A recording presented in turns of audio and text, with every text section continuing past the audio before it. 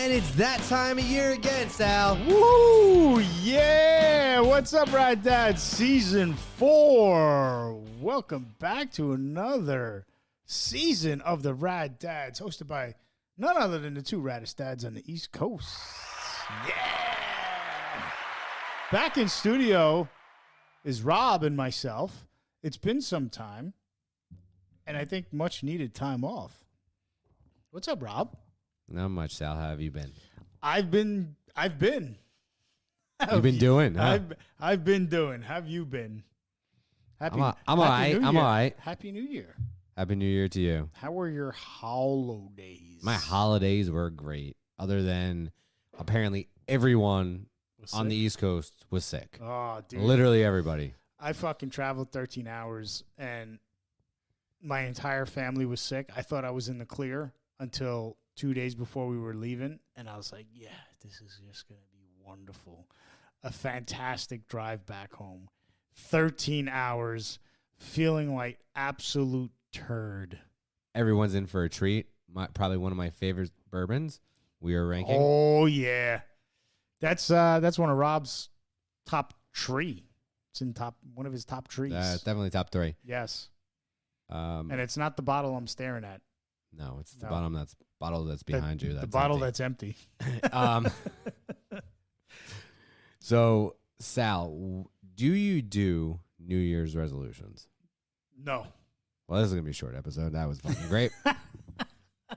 You picked the greatest topics, Rob. I know. All right, everybody. Thanks for joining us. Maybe we should talk about this shit before we start the episode, Sal. When I say, hey, we're going to talk about New Year's resolutions, and you said, okay, not paying attention to me. You look. I'm not your wife. You actually have to engage and talk to me.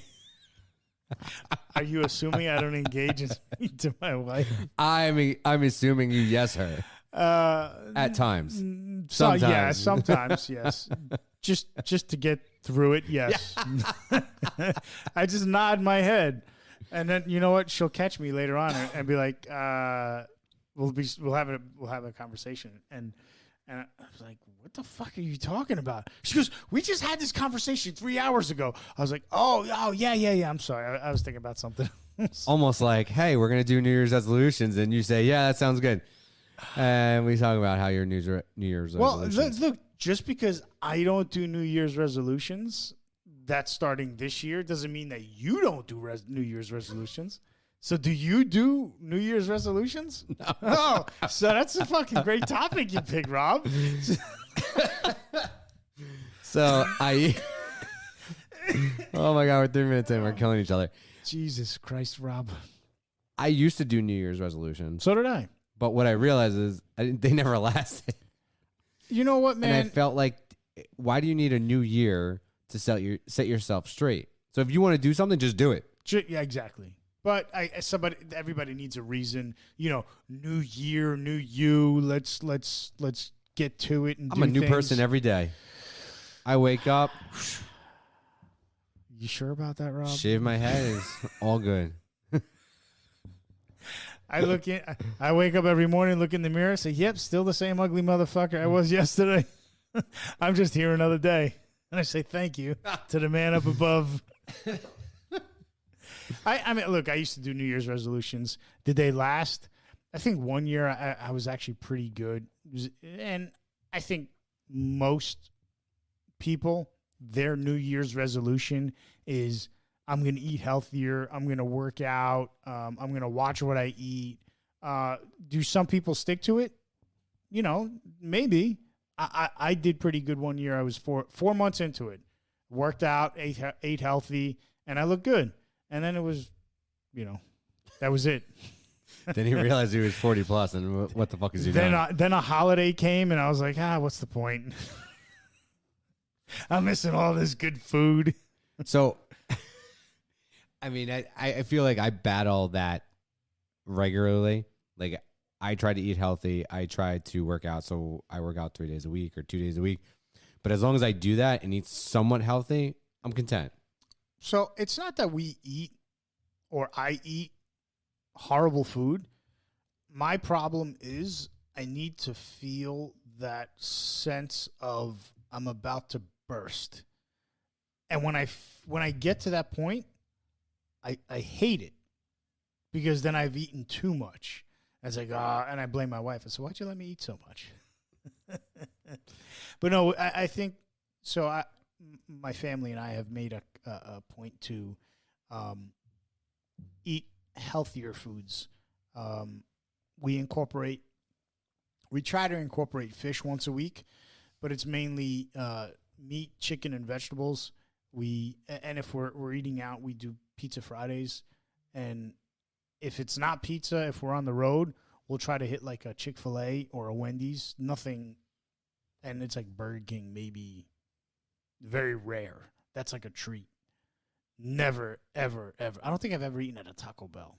Someone asked me the other day, they go, how could you not eat at a Taco Bell? It's like, I just can't bring myself to eating that stuff, man. I think we have a new episode. Taco Bell? Go Taco Bell. See how you feel afterwards. I just look at the commercials and it's like, I mean, Taco Bell used to be the thing when you're in college. My thing is, I know what it takes to make that kind of food, and those people behind the counter are not making that food. It's not fresh. I mean, they may tell you it's fresh. They take some bag of pre-made fucking chopped meat and stick it in a warming tray. No, man. No, thank you. If you ain't sitting there over a pot stirring in some taco seasoning and putting some onions and scooping some shit out, I ain't eating it. Right? No, I mean, but I don't get this. I don't get the beef. I get the chicken. Chicken's fine. Don't worry about it. They kill it fresh in the back. They got the chick. They go out in the chicken coop and slaughter it. They go find it. They chase it down and get it. But I mean, even if you think about it, McDonald's, Burger King, it's all frozen, and they just keep it in the warming tray. It just sits there and marinates in their own juices for hours upon hours until they got to take the tongs and pull it out. But I remember when I was a kid, marinates in its own juices. Yep, marinates in its own juices. So I remember when I was a kid, I think I remember that you walk into a Burger King or a McDonald's, there was actually people on the grill flipping burgers, like making them. Yeah, probably. And not pulling them out of a warming tray. You know, now it's just they got to move. They got to move numbers. That's why I go to Smash Burger and they smash the burger. Oh yeah, that's why I got my Blackstone grill, man. I can't wait in the summertime.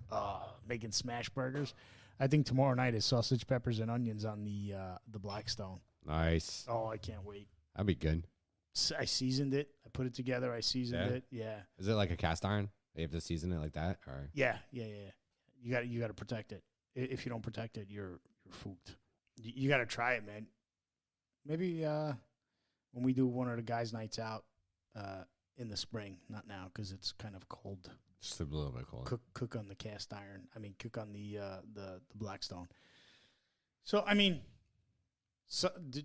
going back to the topic, I know we went off on a tangent here of food and stuff, fast food, but New Year's resolutions. I mean, what is the most common New Year's resolution? Eat healthier, go to the gym. Right. What else is there? Quit smoking. Stop drinking alcohol. Yeah. That worked well. Dry Januaries. Who said dry January? Is that? I mean, that's a thing. Is that a thing? Yeah, it's a thing. Oh, get out of here! I had no idea.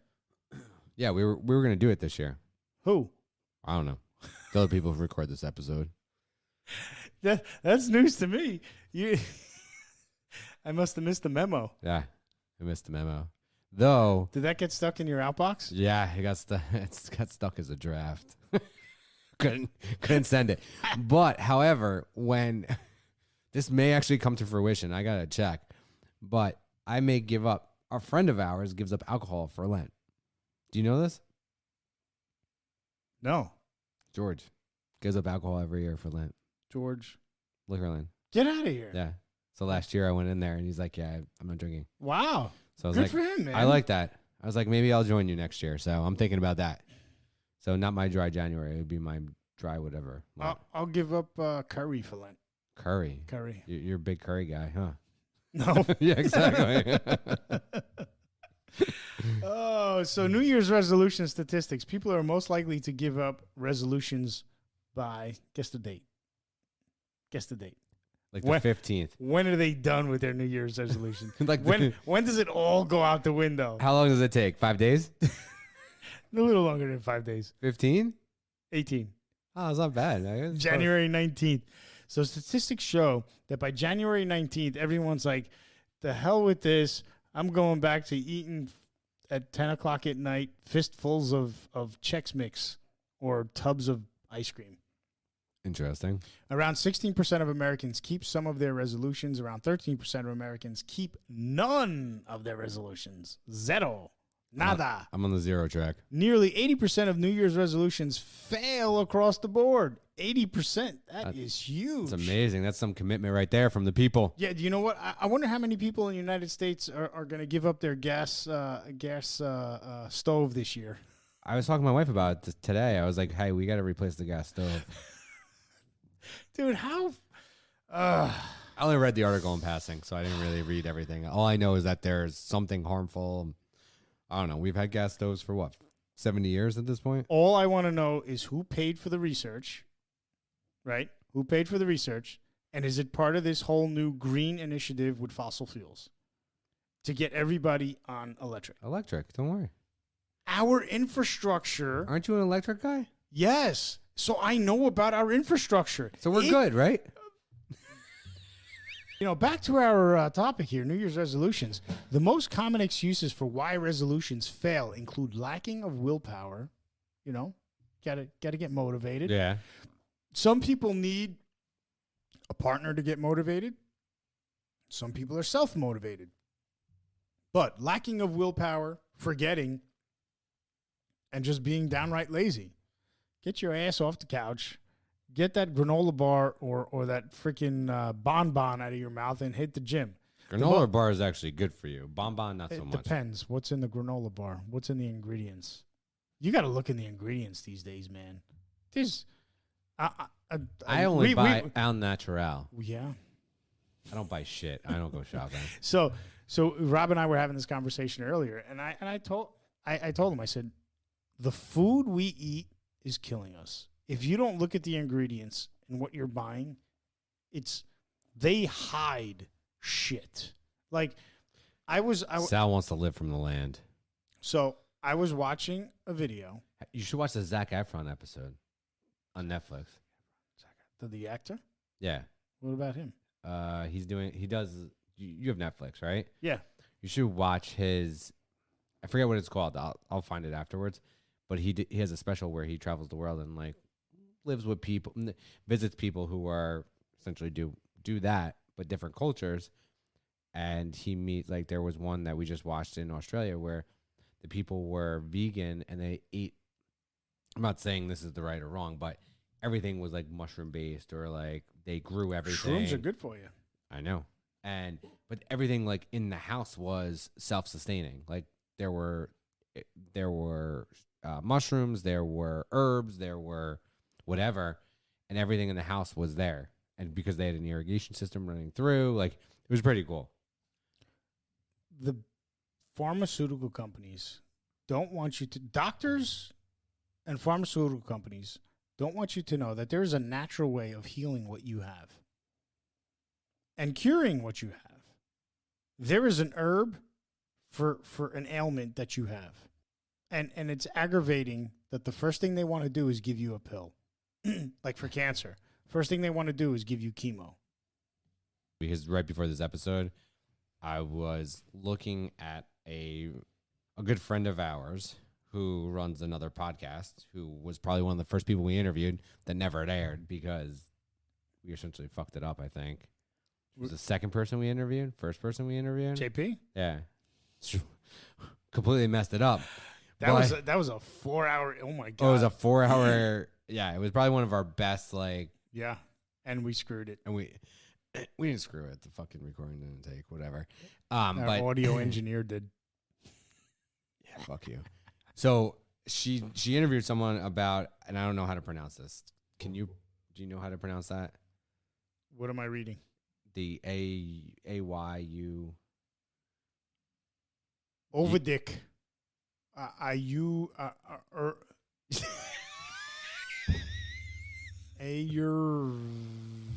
Aruvdik. Who are you calling a dick? Are you Verdick? So whatever That's that is. an interesting name. Yeah. So whatever that is a healing method. So I was listening to her most recent interview, and she's talking with this gentleman, and he's talking about how most Western medicine is exactly that. They go in, they prescribe you something, and you get a pill, and that's it. He actually said, and I listened to about maybe like 60, 90 seconds. Maybe we should have him on the podcast. We can reach out to him. Sure. I mean, JP knows him. So, he said, hey, we do a full, like if you come in and you say, hey, my stomach hurts, we're going to do a full medical examination of you. We want to know what you eat, what you like, what's your lifestyle, how do you handle stuff, and really understand what you do to get to the root cause of what's going on. We're just not going to prescribe you like let's investigate like Pepto-Bismol right. because your stomach hurts or whatever the fucking pill would be. But he's saying, hey, we do our due diligence. Whereas like, I don't know, doctors these days, they're not going to prescribe something that's natural. So let's just, I want to take this a step further. So they do their due diligence. They do their investigation as to what's the cause of your irritation, right? Correct. A doctor, they call it a practice, air quotations, practice. If that particular doctor that you are visiting has never seen the symptoms that you are experiencing, you know what that doctor is going to do? He's going to give it his best guess as to what is causing your ailment and say, take this. If it's an honest doctor, he's going to say, I'm sorry. I've never heard of what you're feeling or what you're going through. Let me consult with some of my fellow colleagues and see if they have seen what you're experiencing, and I will call you tonight, tomorrow, or whatever. My issue with doctors is if they're not honest, they're going to say, okay, here's a Z-Pack, go take a Z-Pack for 5 days and you'll be fine. They are very quick to prescribe a medication. And again, if they have never seen a patient with the symptoms that you are experiencing, good luck. You're going to become a guinea pig is what you're going to become. Yep. But what that guy does, that JP knows, is they want to investigate as to what is causing your ailment. That's what it should all be about. Let's figure out what the hell's causing your irritation and okay, either maybe take it out of your life because it's causing you an irritation, or let's try and go a natural route to soothe it and calm it. One thing, I get aggravated with my mom. Every time I'm sick, did you go to the doctor? What am I going to the doctor for? Because you're sick. Okay. It's a cold. 2 weeks, let it run its course. I'll take my vitamins. I'll be miserable for 2 weeks, and I'll be fine. Well, go take something. Well, you got a cough. Why don't you take some cough medicine? So, Ma, the cough medicine does not cure my cough. The cough medicine makes me get by. It suppresses my cough. It makes me comfortable. Just like I don't know if anyone listening knows this, any over-the-counter medicine that you buy, it doesn't cure what you have. It just makes you get by the day. That's all it does. It's suppressing your ailments for the day. It makes you get by. At nighttime, if you're congested, if you can't sleep because you got a cough, you take something to like NyQuil. You take NyQuil to go to bed. It's going to make you get through the night. It's not curing your ailment.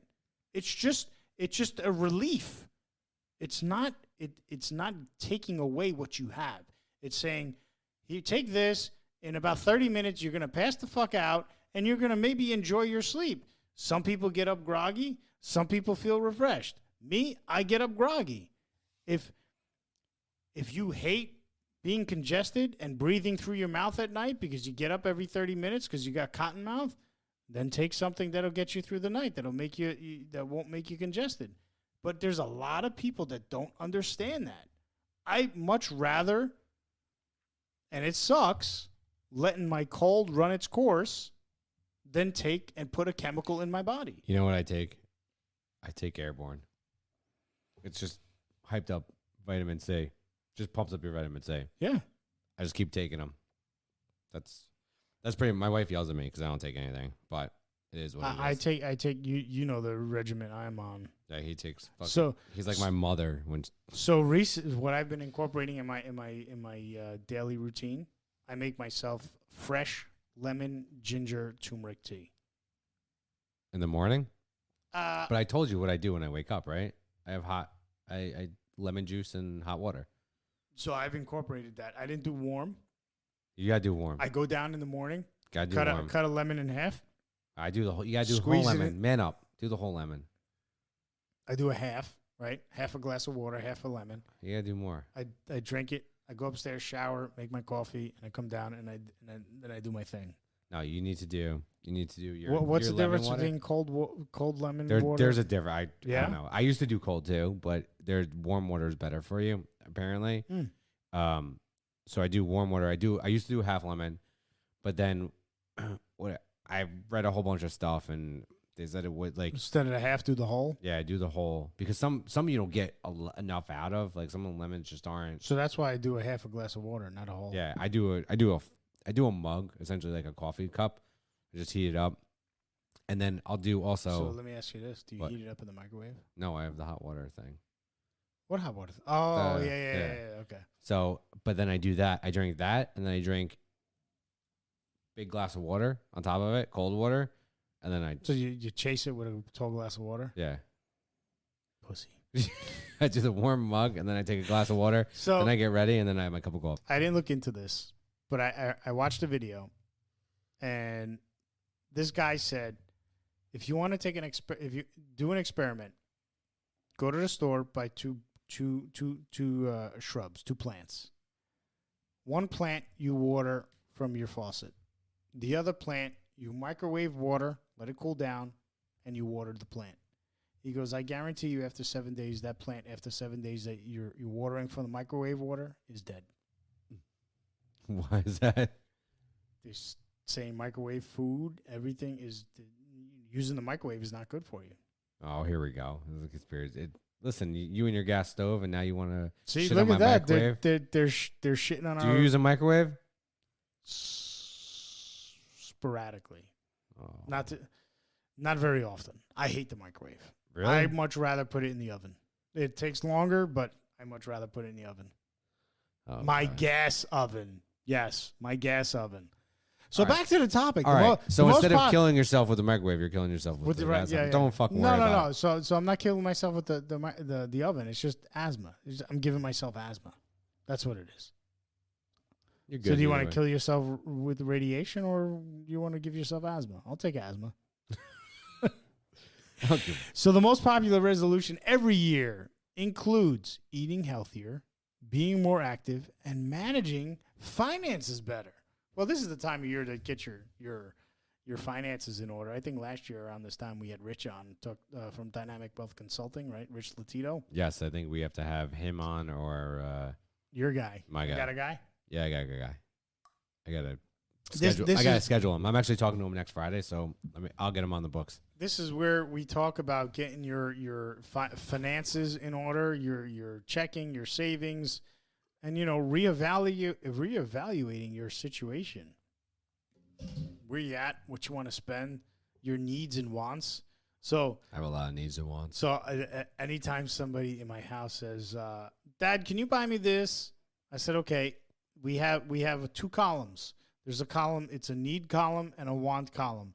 You got to tell me which column that goes in. Oh, there's a new saying in my house. I owe you 3 things. I owe you shelter. Oh boy. I owe you food, and I owe you clothing.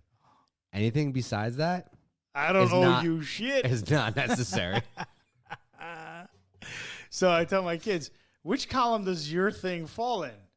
Want. Okay, so it's not. So you don't need it. It's a want. It's not a need. If you can tell me if you have a good argument as if it's a need, maybe I'll consider it. But if it's a want, you got no shot. Nice. All right, it's that time. Whoa. I think everybody was waiting for this time, Rob. I think so too. Yes. Tell us, Sal. What are we reviewing? Rob, we are drinking tonight one of your most favorite. I think I can say it's one of mine as well. It is a hard bottle to find. And if you do find it, they may want to charge you buku bucks. But be smart. You have the upper hand because you got the cash. We're drinking tonight Blantons, the original single barrel bourbon whiskey. Delish. Yes. So I want to say about 5 years ago, this was not a 7 years ago, this was not a very popular bottle. And it was They did a good job marketing. $50, maybe? Yeah, $50, $60. $40. Now, some liquor stores try to get it for, I mean, I've seen it for $250, yeah, they're crazy. which I was like, It's no, a $60. not happening. It's a $60 bottle of bourbon. Nothing more. I don't think so either. $60. What do you got in your write-up? How much? So in my write-up, I got 59 to 109.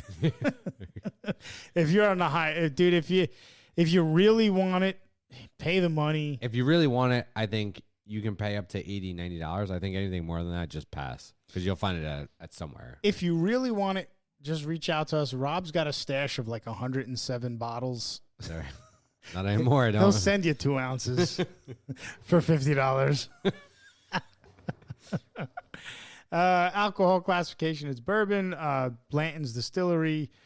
Proof is 93 proof, 46.5 alcohol by volume. It is aged a minimum, did you know this? 6 to 8 years in barrels before they bottle. Oh, wow. Yes. Filtration is undisclosed. So this is bottle number 82, and it was dumped on May 7th, 2020 from barrel 610 in Rick House number 1. There's a lot of information. Yeah.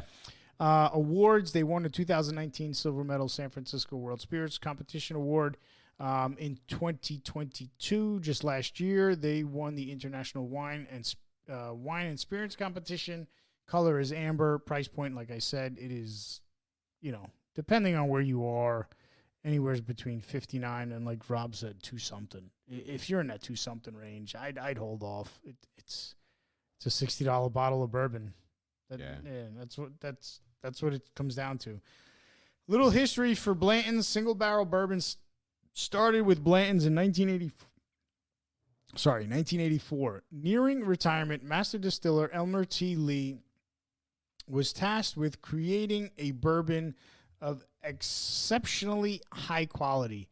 With careful reflection, he recalled the earlier days of his career in the 1940s when he worked under Colonel Albert B. Blanton. Colonel Blanton was the president of the distillery until 1952. Mr. Lee remembered that when Colonel Blanton would entertain dignitaries and other important guests, he would handpick honey barrels from the center cut of the warehouse H and have the bourbon bottled 1 barrel at a time. As a tribute to Colonel Blanton's old tradition, Elmer T. Lee decided to name his new bourbon Blanton's Single Barrel. Elmer T. Lee, which is another popular bottle, introduced the world to Blanton's Single Barrel a year before he retired. In doing so, he revolutionized the industry by creating the super premium category of bourbon with the world's finest single barrel bourbon. This idea was somewhat radical at the time because it challenged the identity of what most folks thought bourbon to be. Today, most distilleries offers 1 or more single barrel bottlings, but Blanton's was the first and will still believe the finest single barrel on the market. Now, some of you may or may not know that the topper of the Blanton's bottle has a horse on it. And if you don't know, in the bottom left-hand corner of that topper of the horse, there is a letter. And each topper with a different letter is in a different formation. So the history about the stoppers: the horse and jockey atop the bottle stoppers are now a recognized trademark of Blanton Single Barrel Bourbon. The rich heritage and tradition of horses in Kentucky parallel that of bourbon. This is their way of paying homage to the Kentucky heritage. Beginning in 1999, a collector set of 8 different stoppers was produced. The set features a horse and jockey in a different stride and poses resembling the stages of a horse race from beginning to end. Each stopper is marked with a single letter that spells Blantons when the set has been completed. The final stopper, marked by S, always finishes the race in victory. So if you are a Blantons fan, you know that it is a challenge to complete that whole spelling of Blantons. I've been trying for years. I refuse to just go to their website and buy it like someone I know. I am not cheating, so I will do it the old-fashioned way. I got them all. Slowly but surely. Yes, Rob does have it all on a nice, I believe it's on a stave, right? Yeah, I got Nice. I got to set it up in the new house. Yes, the missus bought it for him as a gift. Lucky bastard. So, let me continue. Nose and aroma, I get apricots and caramel. Caramel. Smells delicious. Tasting notes, we always taste our bourbon neat.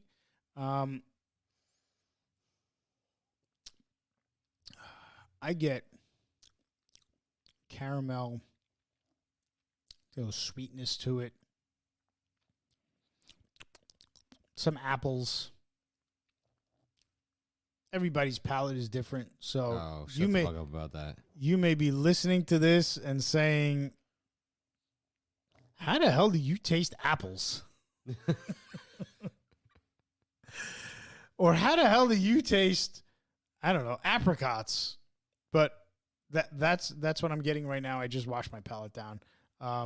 Finish smooth, slight burn, but overall it is a fantastic, delicious bourbon. I am going to give this an 8.5, my friend. This is, top of the charts. Good bourbon. Rob, how about you? How do you feel about this bourbon? This is probably one of my favorite bourbons that is out there. I wish that the liquor stores weren't running up the price on it. Bastards. I used to get it for $60, $70. I have a small collection of Blantons. I do open it. Small collection. Small. Well, I've run through it now at this point. So I listen, I'll have friends over. One of my friends was really appreciative. I opened a bottle last time when I had a bunch of people over, and it's one of those things that I read early on. If you're into bourbon, one of the good things about bourbon is sharing the experience with everyone. So for me, sharing the experience about Blantons, I have a couple bottles. I bought them for relatively cheap. They're not an investment for me. Now, if you told me Blood Oath, like where I paid $100 or $150 for a bottle, that's going to be $1,000. You better be a special person You coming better be over to a real drink special that. person to drink that. So, those bottles, I actually opened one bottle, and it was funny because I had my cousins over, and we finished it in one night. Yowza. Yeah, it was delicious. Let me tell you, It's good stuff. it was worth it. But Blanton's is one of my favorites. I will trump Sal on this. I am going to go for a 9.0. I think the taste is a 3. The finish is a 3. I think the aroma is only the thing that's lacking for me, which is a 2. But I'm going to throw in that extra 1 point because I love my Blanton. So, real big fan of Blantons.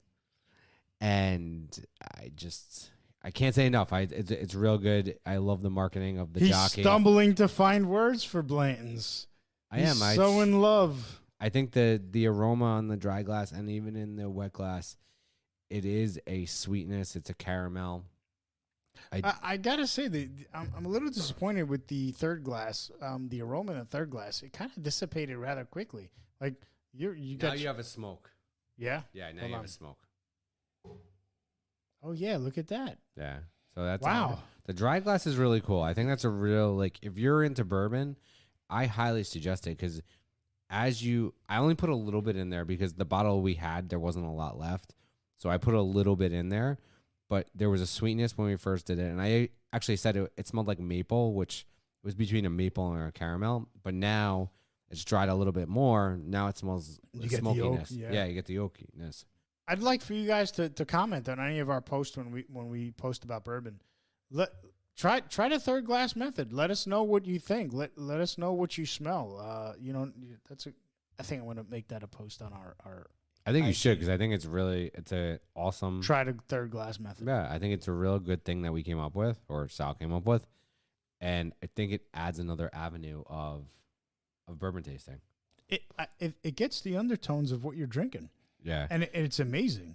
see, for me, it's hard to go to a bar and enjoy a drink. Ask him for a third glass. No, it's like I drink bourbon because I enjoy the experience. I don't want to drink Maker's Mark. I don't want to drink, like, I'm not there to drink that. Like, if I'm out, I have that stuff at home. I want to, like, try something that I don't have. Like, I'll pay the $30 to try. What did we try the one time? We tried, like, it wasn't Blood Oath. Orphan Barrel, we tried once. Yeah, Orphan Barrel. Yes. We tried Pappy's, but Pappy's was, like, a little bit, like a little taste. Yeah, it's like a medicine dropper. Yeah. So it's, for me, it's more about the experience. But that is a wrap. Thank you. Welcome 2023. Season 4. Yes, you heard that right. We are in season 4. This is the start of season 4. Thank you, everybody, for joining us. And hopefully you've been with us for these past 3 years. This is coming into our 4th year of doing this. Rob and I couldn't do this without you guys. We're having a great time. We'll continue to review and taste bourbons and talk about our families, raising our kids, and the new adventures and challenges that we face daily, weekly, or monthly, whatever it is. But thank you all for joining us and for joining us for the ride. It's been amazing, and continue to listen and share with friends and family. Happy New Year. Happy New Year.